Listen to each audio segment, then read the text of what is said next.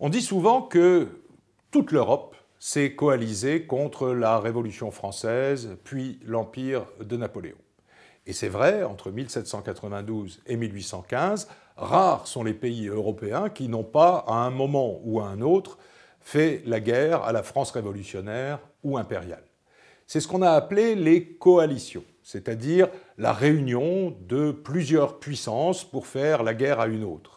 La France a eu à en subir 7 entre 1792 et 1815. Sur ces 7, Napoléon a été, si l'on peut dire, le mieux servi, puisqu'il a dû faire face en 1805 à une coalition entre l'Angleterre, la Russie et l'Autriche, en 1806 à une coalition entre l'Angleterre, la Russie et la Prusse, en 1809 à une coalition entre l'Angleterre et l'Autriche, et puis à partir de 1812, d'abord une guerre bilatérale contre la Russie, puis ensuite une coalition qui a de plus en plus augmenté pour arriver à la fin de 1813, en effet, à l'ensemble des États européens coalisés contre la France napoléonienne.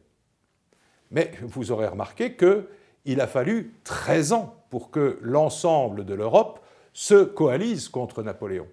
Cela veut dire que pendant 13 ans, il y a des puissances qui ont trouvé leur avantage aux avancées de Napoléon, à ce qu'on a appelé la prépondérance française, qui ont trouvé des avantages à être le principal allié de Napoléon. Napoléon a par exemple été le principal allié de l'Espagne pendant toute la période. Il a été l'allié de la Russie entre 1807 et 1812. Et puis, il a été l'allié de l'Autriche entre 1810, son mariage avec Marie-Louise, et 1813, au moment où l'Autriche a rejoint cette ultime coalition.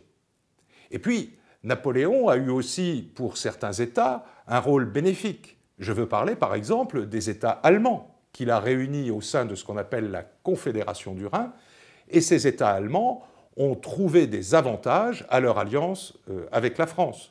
Ces États, ce sont par exemple la Bavière, le Wurtemberg, le Bade, la Saxe, qui, dans l'Alliance française, trouvaient un allié pour lutter contre la Prusse au nord et l'Autriche au sud.